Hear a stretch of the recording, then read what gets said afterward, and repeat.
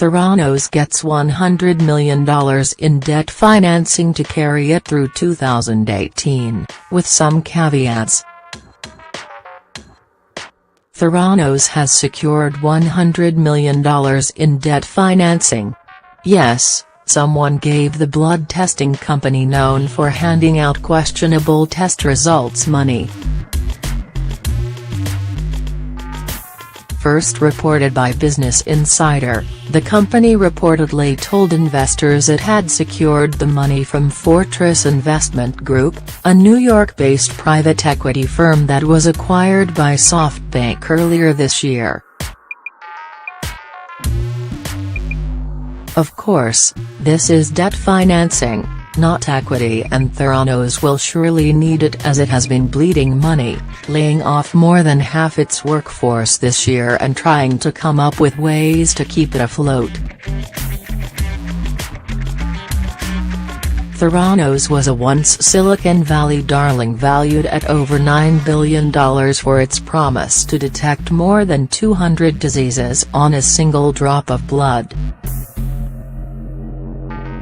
But the company fell from grace after it was discovered it was giving patients faulty test results.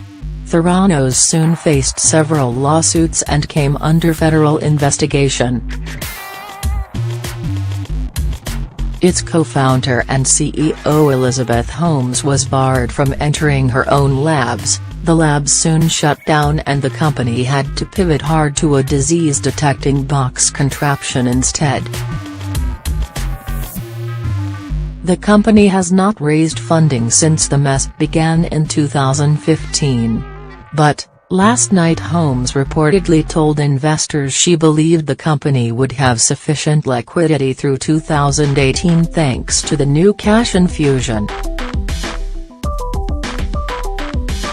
Of course, the funding is subject to hitting certain product and operational milestones and gives Fortress 4% of the company's equity, according to the Buy report.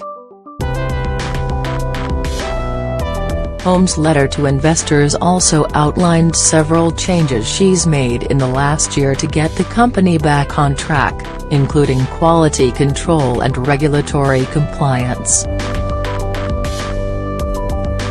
The company settled several lawsuits this year and with the Centers for Medicare and Medicaid Services, CMS, the government agency which first scrutinized Theranos' testing facilities, adding hope that the company may be able to operate its labs again in the future. Holmes also added in the letter she hopes Theranos will be able to launch its Zika test in the next 18-24 months, something the company has been touting since coming up with the box strategy in 2016.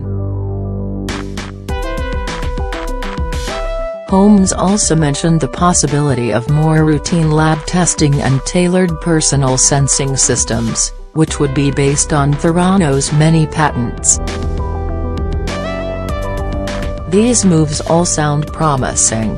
The real question is if the company can undo the damage it has incurred in the public eye. Will anyone trust that this company is truly on track? At least Fortis seems to think so enough to lend them financing through the next year. The news hits on a major holiday weekend and thus it may take some time to get more details from the company, if it is willing. We've reached out to Theranos for more and will update this story if and when we hear back.